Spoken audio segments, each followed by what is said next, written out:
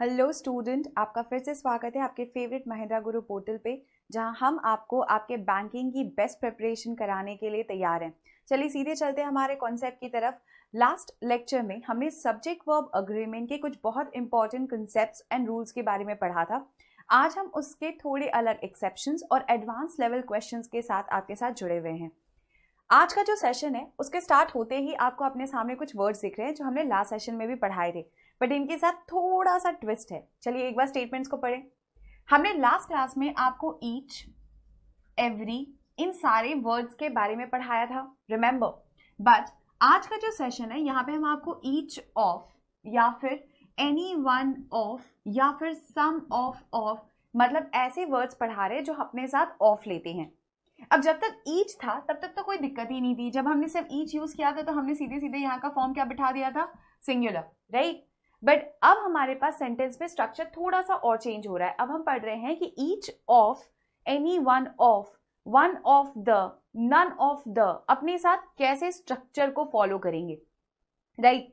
चलिए बढ़ते हैं हमारे फर्स्ट रूल की तरफ।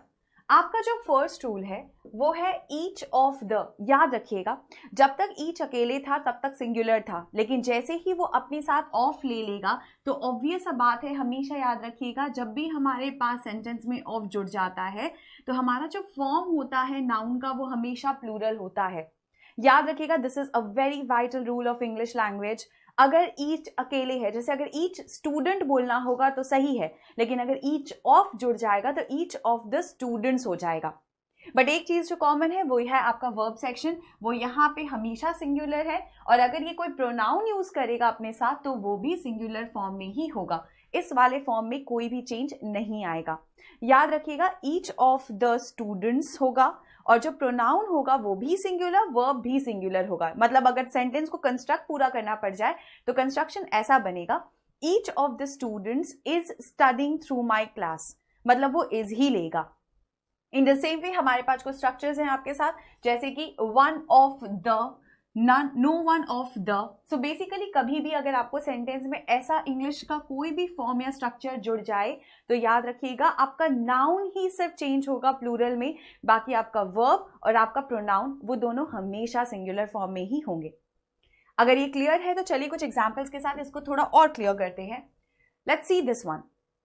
पहला वाला स्टेटमेंट लिखा हुआ है one of the health policies. Now this rule is very obvious, very obvious. Why very obvious? देखो, हमने बोला one of the health policies, बहुत सारी हेल्थ पॉलिसीज में से एक पॉलिसी की बात कर रहे हैं, है ना। अब देखो, क्योंकि ऑफ लग गया तो हम कुछ कर नहीं सकते, हमारा नाउन का फॉर्म तो देखो प्लूरल ही जाना है, इसमें तो कोई दिक्कत नहीं होनी चाहिए। बट देखो, क्योंकि पॉलिसी एक है, बहुत सारी पॉलिसीज में से आप एक पॉलिसी का बात कर रहे हो, तो देखो वो वन अपने साथ जो वर्ब फॉलो कर रहा है वो क्या है, इज, जो अभी हमने रूल में पढ़ा। One of the health policies is successfully implemented with its new feature। देखो आपका जो प्रोनाउन का पार्ट जा रहा है वो भी आपका सिंगुलर है। इट्स इसलिए लग रहा है क्योंकि यहाँ पे आप पर्सन का बात नहीं कर रहे हो, आप एक पॉलिसी का बात कर रहे हो। Is that clear? In the same way, if I say each of the students, मतलब out of the many student, हर एक बच्चा has received, मतलब देखो each अपने साथ कौन सा फॉर्म यूज कर रहा है, has received his enrollment number, मतलब हर बच्चे को उसका एनरोलमेंट नंबर मिला है। तो देखो आपका जो प्रोनाउन का फॉर्म है वो भी क्या हो जा रहा है, सिंगुलर। मतलब कॉन्सेप्ट बहुत सॉर्टेड सा है। अगर ईच सेंटेंस को स्टार्ट कर रहा है तो वो सिंगुलर फॉर्म में रहेगा और आपका प्रोनाउन भी सिंगुलर होगा। अगर ईच ऑफ ले लेगा तो आपका नाउन भले प्लूरल हो जाएगा, लेकिन आपका वर्ब और प्रोनाउन इन दोनों केसेस में अभी भी सिंगुलर ही रहेंगे, क्योंकि वैसे भी तो आप इंडिविजुअल्स की ही बात कर रहे हैं। क्लियर? ये बहुत इंपॉर्टेंट रूल है, आपके एक्सेप्शन से क्वेश्चंस बहुत कॉमन होते हैं एरर करेक्शन में। Moving further to your next slide. चलिए बढ़ते हैं हमारी नेक्स्ट स्लाइड की तरफ। अब नेक्स्ट स्लाइड में कल हमने जब पढ़ा था next concept, like previous concept, तो वो हमने आपको पढ़ाया था ईदर के लिए और नीदर के लिए, और हमने आपको ये क्लियरली समझाया था कि ईदर और नीदर ये दोनों अपने साथ एक एक सिंगुलर ऑल्टरनेटिव को लेते हैं, स्पेशली ईदर। नीदर तो ऑल्टरनेटिव लेता ही नहीं, इसीलिए इन दोनों के फॉर्म्स हमेशा क्या होते थे, सिंगुलर, राइट। बट जब हम सेंटेंस को थोड़ा सा और चेंज कर रहे हैं, अब हम बात कर रहे हैं either of the, neither of the, तो either of the, neither of the के साथ एक कॉन्सेप्ट और भी जुड़ता है, और वो क्या है देखो। जब हमने आपको बताया था ईदर में कि ईदर का मतलब होता है या तो ये मतलब दोनों में से कोई एक, और नीदर का मतलब होता है ना तो ये मतलब दोनों में से कोई भी नहीं। तो याद रखिएगा आपके पास इन दोनों ही केसेस में कितने लोग इन्वॉल्व हैं, 2 लोग इन्वॉल्व हैं, मतलब एक से ज्यादा।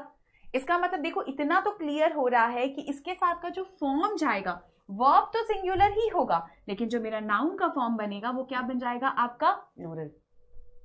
ऐसा क्लियर? एक बार फिर से एक्सप्लेन करते हैं। देखो अगर याद रखना ईदर ऑफ द और नीदर ऑफ द जाएगा तो ईदर नीदर जाता ही तब है जब हमारे पास 2 ऑल्टरनेटिव्स या 2 एक्शंस की बात की जा रही हो।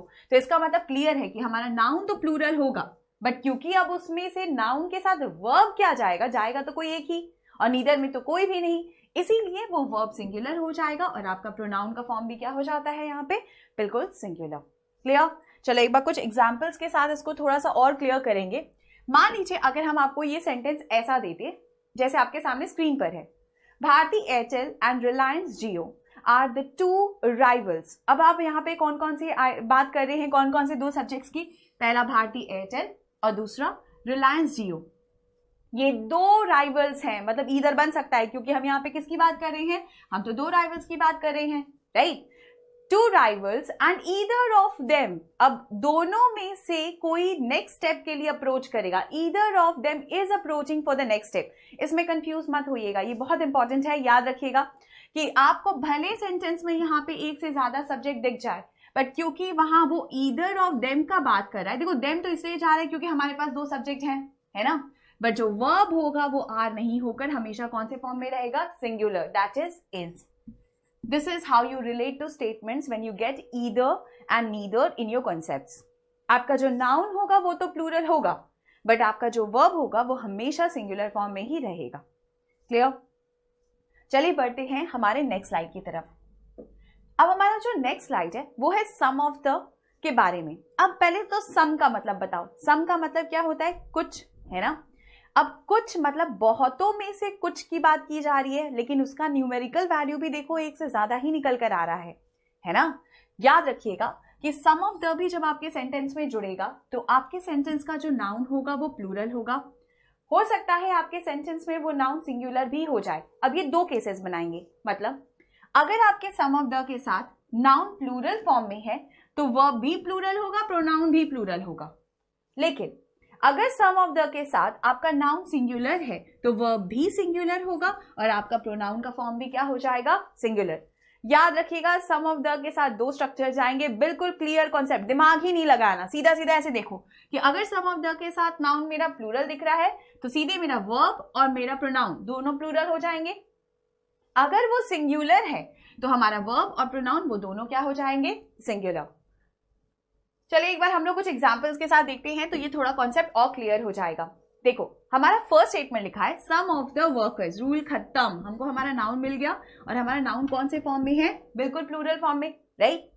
सम ऑफ द वर्कर्स, अब देखो जो हमने वर्ब उसके साथ रिलेट किया है वो कौन से फॉर्म में है, plural, which is have inherited this campaign, मतलब some of the workers have inherited this campaign. अब इस केस में हम वर्ब प्लूरल इसलिए बना पा रहे हैं क्योंकि सेंटेंस में हमारा सब्जेक्ट भी कौन से फॉर्म में है, बिल्कुल प्लूरल। अब मान लो सेंटेंस थोड़ा सा चेंज हो जाता और हमारा नाउन सिंगुलर हो जाता, इन दैट केस देखो some of the confidence has been misplaced, कुछ कॉन्फिडेंशियल न्यूज रही होगी या कुछ कॉन्फिडेंस की बात की जा रही होगी किसी पर्सन के बारे में भी, वो मिसप्लेस्ड हो गया है। अब जब हम यहाँ पे सेंटेंस को पढ़ रहे हैं तो हम बोल रहे हैं सम ऑफ द कॉन्फिडेंस। अब ये तो खैर चला गया हमारे अनकाउंटेबल के सेंस में, अब अनकाउंटेबल के सेंस में चला जाएगा तो ऑब्वियस बात है हमारा जो वर्ब होगा वो नाउन के अकॉर्डिंग होता है ना। तो अब अगर आपका नाउन ही अनकाउंटेबल हो गया तो आपका वर्ब क्या हो जाएगा, सिंगुलर। याद रखिएगा सम ऑफ द के साथ सीधा सीधा 2 कंसेप्ट, नाउन प्लूरल तो वर्ब एंड प्रोनाउन दोनों प्लूरल, नाउन सिंगुलर तो वर्ब और प्रोनाउन दोनों सिंगुलर। आई होप यहां तक क्लियर है। अगर यहां तक क्लियर है तो अब हम बढ़ेंगे हमारे नेक्स्ट कंसेप्ट की तरफ।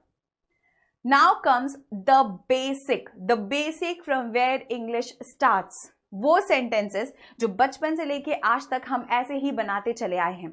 Today you will be reading subject verb agreement using and। मतलब आज हम ये पढ़ेंगे कि जब हम दो सब्जेक्ट्स को एंड के साथ कनेक्ट करते हैं तो हमारे रूल्स में क्या क्या चेंजेस आ सकते हैं और कैसे कैसे सब्जेक्ट्स कनेक्ट हो सकते हैं।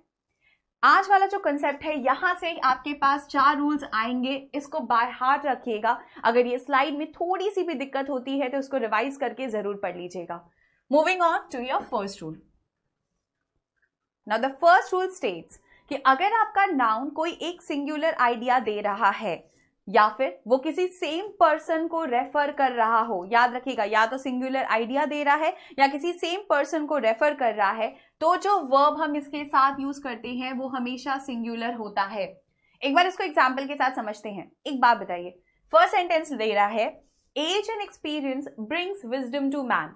हम यहाँ पे एक्चुअली देख क्या रहे हैं कि एज भी हमारा नाउन है और एक्सपीरियंस भी हमारा नाउन है, और ये दोनों नाउन किससे जुड़े हैं? एंड से, है ना। तो देखने से तो समझ में आ रहा है कि एक से ज्यादा चीजों की बात की जा रही है ना।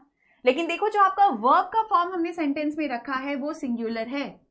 अब वो सिंगुलर क्यों है, अब इसको समझा जाए। एक बात बताइए, एज के साथ ही तो एक्सपीरियंस भी बढ़ता है ना। जैसे कि अगर हम सेंटेंस में ऐसा बोल दें कि law and order are restored in the city या is restored in the city, अगर ऐसा देखा जाए तो इज और आर में हमारा प्रेफरेंस किसको जाना चाहिए? इसको जाना चाहिए, क्योंकि लॉ है या ऑर्डर है तो लॉ है, या लॉ है तो ही ऑर्डर जा रहा है। जब भी कोई दो ऐसे सब्जेक्ट्स होते हैं जो एंड से भले कनेक्टेड हो बट एक ही मीनिंग को कन्वे कर रहे हो, वो हमेशा सिंगुलर ही रहेंगे। जैसे कि एज एंड एक्सपीरियंस, एज के साथ साथ एक्सपीरियंस जुड़ जाता है, इसीलिए हमारा वर्ब का फॉर्म भी क्या होगा? Singular. In the same way crown, the crown and glory, glory कब आती है? जब आप एक ऐसे स्टेट पे होते हैं जहां पे आपको लोग जानते हैं, पहचानते हैं, चाहे राजा महाराजा की बात कर लीजिए, राइट। तो राजा महाराजा की ग्लोरी की जब बात की जाती है तो वो क्राउन से ही तो मिल रहा है ना। तो इसका मतलब the crown and glory of life is character. हम ये नहीं बोल सकते कि the crown and glory of life are character. Crown के साथ ही ग्लोरी जुड़ा हुआ है, इसीलिए हमारे साथ जो वर्ब का फॉर्म जा रहा है वो क्या हो जा रहा है? Singular.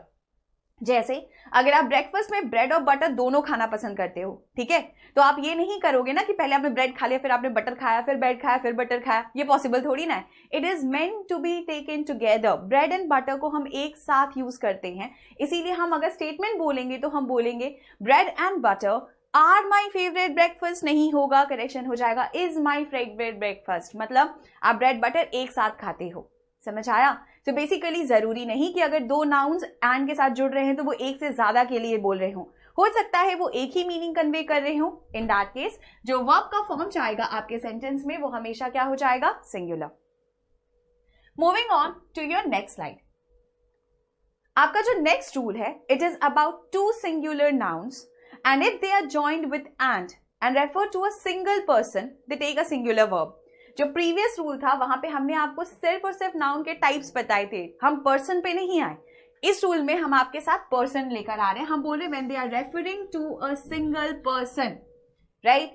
We take the form of a singular verb. अब why singular?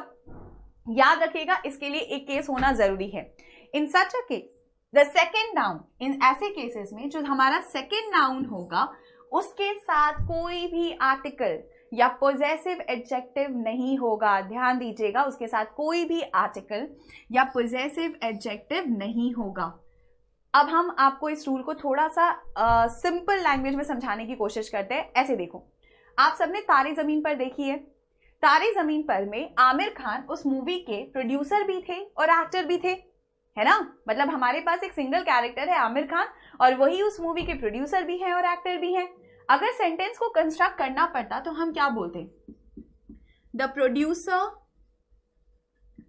And actor of the movie is Aamir Khan. जब आप इस सेंटेंस को अपने सामने देख रहे हो तो आप क्या देख रहे हो कि हमने आर्टिकल द फर्स्ट सब्जेक्ट के साथ बिठाया है बट सेकंड सब्जेक्ट के साथ कोई भी आर्टिकल यूज नहीं किया जा रहा। देखो, अगर सिर्फ प्रोड्यूसर और सिर्फ एक्टर की बात की जाए तो ये दो अलग अलग पर्सन भी हो सकते हैं, है ना। लेकिन जब आर्टिकल द या कोई भी आर्टिकल आपके फर्स्ट सब्जेक्ट के साथ बैठ जाता है और सेकेंड सब्जेक्ट के साथ कोई भी आर्टिकल या पॉजेसिव एडजेक्टिव ना हो तो हम उसको एज वन पर्सन ही ट्रीट करते हैं। समझ आया? एक बार फिर से बता देते हैं, अगर कभी भी आपके फर्स्ट सब्जेक्ट के साथ आर्टिकल द बैठा हो और सेकेंड सब्जेक्ट के साथ कोई भी आर्टिकल या पोजेसिव एडजेक्टिव ना हो तो वो सिंगुलर पर्सन ही ट्रीट किया जाएगा। जैसे आपके सामने जो एग्जांपल्स हैं उनको देखते हैं। The finance minister and chief minister is going to Delhi today. मतलब ये जो पर्सन भले एंड से भले जुड़ जाएं, आप इसमें कंफ्यूज मत होइएगा कि ये बंदा फाइनेंस मिनिस्टर भी है और चीफ मिनिस्टर भी है। नहीं, आपके पास सेंटेंस पे सेकंड वाला जो सब्जेक्ट है वो अपने साथ कोई आर्टिकल नहीं ले रहा, तो हम क्या मान जाएंगे कि जो पर्सन फाइनेंस मिनिस्टर है वही सेम पर्सन हमारा चीफ मिनिस्टर भी है, राइट? इसका मतलब वो दोनों ही लोग एक ही इंसान है, राइट? इसका मतलब चीफ मिनिस्टर फाइनेंस मिनिस्टर जो हमारे कंट्री के हैं, he is going to Delhi today. So basically हमारा सेंटेंस यहाँ पे बिल्कुल सही है। उसी तरीके से अंकल एंड गार्डियन, हम जहां मान लीजिए हम शहर के बाहर रहते हैं और हमारे अंकल को ही हमने हमारा गार्डियन बनाया हुआ है, तो हमारे अंकल ही हमारे गार्डियन हैं, भले वो एंड से कनेक्टेड है बट वो ट्रीट किए जाएंगे एज अ सिंगल पर्सन। तो मेरा स्टेटमेंट क्या बन जाएगा? My uncle and guardian wants me to join a gym. So basically यहाँ पे जो स्टेटमेंट होगा वो वॉन्ट की जगह पे क्या हो जाएगा? वॉन्ट्स, मतलब आपका वर्ब का फॉर्म क्या हो जाएगा? सिंगुलर। आई होप ये दो रूल आप लोगों को बिल्कुल क्लियर होंगे। अगर ये क्लियर है तो moving on to your next rule. कहीं पे भी अगर आपको किसी भी स्लाइड में थोड़ी सी भी दिक्कत होती है तो प्लीज आप लोग स्लाइड्स को रिवाइज कर लीजिएगा। हमने कोई भी ऐसा पार्ट नहीं छोड़ा है जो आप लोगों के एक्सेप्शन में बच जाए, ताकि आप लोगों को फर्दर कहीं पे भी कोई नया टाइप का स्टेटमेंट दिखना हो तो आप ये ना कहो कि हमने ये नहीं पढ़ा था। हमने इसीलिए स्लाइड्स में स्टेप बाय स्टेप डिवाइड कर दिया है हर एक रूल को। कहीं भी दिक्कत हो तो एक बार प्लीज स्लाइड्स को रिवाइज कर लीजिएगा। Moving on to your third rule. Now your third rule is about singular nouns that are joined by and. अब थोड़ा सा कंफ्यूजन और थोड़ा बढ़ा देते हैं। देखो, अगर सिंगुलर नाउन्स को हम एंड के साथ कनेक्ट करें, लेकिन अगर उसमें से कोई भी एक नाउन या फिर दोनों नाउन के साथ क्या जुड़ जाएगा? ईच, एवरी, नो, तो याद रखिएगा इसके साथ का जो फॉर्म जाएगा वो सिंगुलर वर्ब होगा, जैसा कि हमने अभी तक पढ़ा है ईच एंड एवरी के बारे में, राइट? सिंगुलर होगा। और जो प्रोनाउन सेंटेंस में यूज किए जाएंगे या पोजेसिव्स यूज किए जाएंगे वो भी आपके सेंटेंस में क्या हो जाएंगे? सिंगुलर, जैसे कि अब तक हम पढ़ते हुए आए हैं। जैसे each girl and each boy. अब हम यहाँ individual girl and individual boy की बात कर रहे हैं, है ना? Each girl and each boy in this class is strong enough, मतलब या इज सिंसियर इनफ। हर एक बच्ची इस क्लास की और हर एक बच्चा इस क्लास का, they are all sincere. But हम इंडिविजुअल्स की क्योंकि बात कर रहे हैं, इसीलिए हमने हमारे पास जो फॉर्म ऑफ वर्ब यूज किया है वो क्या हो जा रहा है? आपका singular. In the same way अगर हम बात करें every Tom Dick and Harry, हर कोई ऐरा गहरा इंसान। टॉम डिक एंड हैरी का जो मीनिंग है इस फ्रेज का, उसका मतलब होता है किसी भी ऐरे गहरे इंसान की आप बात कर रहे हो। हम बोल रहे हैं हर एक ऐरा गहरा इंसान wants to become a cricketer, है ना? तो आप सेंटेंस में तो इन जनरल सबके बारे में बोल दिए, हर वो इंसान जो एलिजिबल नहीं है फिर भी चाहता है ना? तो जब सेंटेंस को हम पढ़ाएंगे तो हम क्या बोलेंगे? Every Tom Dick and Harry wants to become a cricketer. हम सेंटेंस वांट नहीं बोलेंगे, हमारा जो वर्ब का फॉर्म होगा वो हमेशा क्या हो जाएगा? सिंगुलर। अब आप देखो यहाँ पे सेंटेंस क्या था, यहाँ पे हमारे पास एक से ज्यादा सब्जेक्ट है और वो एंड से कनेक्टेड है। कंफ्यूज मत होना, कंफ्यूज मत होइएगा। जरूरी नहीं कि अगर वो एंड से कनेक्टेड है तो वो दो लोगों की ही बात करी हो, हम इन जनरल भी बात कर सकते हैं। जैसा कि हमने प्रीवियस स्लाइड में पढ़ा था कि अगर आर्टिकल द फर्स्ट सब्जेक्ट के साथ बैठ जा रहा है और सेकंड के साथ नहीं है तो भी वो वन पर्सन ट्रीट हो रहा है। उसी तरीके से अगर आपके सेंटेंस में ईच, एवरी या नो जुड़ जा रहे हैं तो भी आपके सेंटेंस का जो वर्ब का फॉर्म होगा वो हमेशा सिंगुलर ही रहेगा।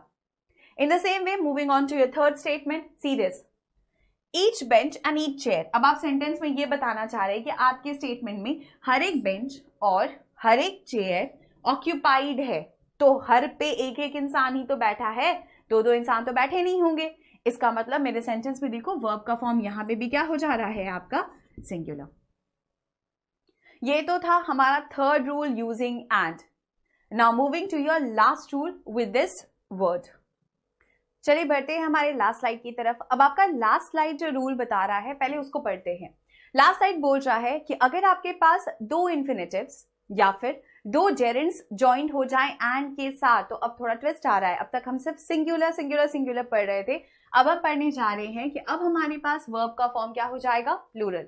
ना पहले समझते हैं कि क्यों हो रहा है। एक बात बताओ, वर्ब का काम हमारे सेंटेंस में क्या होता है, एक्शन करना या फिर हमारा स्टेट बताना, है ना। इसका मतलब जब आप बोल रहे हो कि आपके पास 2 + v1 एंड के साथ जब कनेक्ट हो रहा है और दोबारा वो अपने साथ 2 + v1 बोल रहा है, तो इसका मतलब ये दो अलग अलग एक्शंस की बात कर रहा है। उसी तरीके से अगर हमारे पास कोई जेरेंड है जो अपने साथ एंड लेके दोबारा एक जेरेंड ले रहा है, तो इसका मतलब ये भी दो अलग अलग एक्शंस की बात कर रहा है। अब अगर ये दोनों अलग अलग एक्शंस की बात कर रहे हैं, क्योंकि वो वर्ब फॉर्म है, तो ऑब्वियस बात है वो सिंगुलर तो होगा नहीं, उसका जो फॉर्म हो जाएगा वो क्या बन जाएगा, आपका प्लूरल। बोला जा रहा है कि अगर ये दोनों अलग अलग एक्शंस होंगे तो आपका वर्ब भी जो हो जाएगा सेंटेंस में वो हमेशा क्या रहेगा, प्लूरल।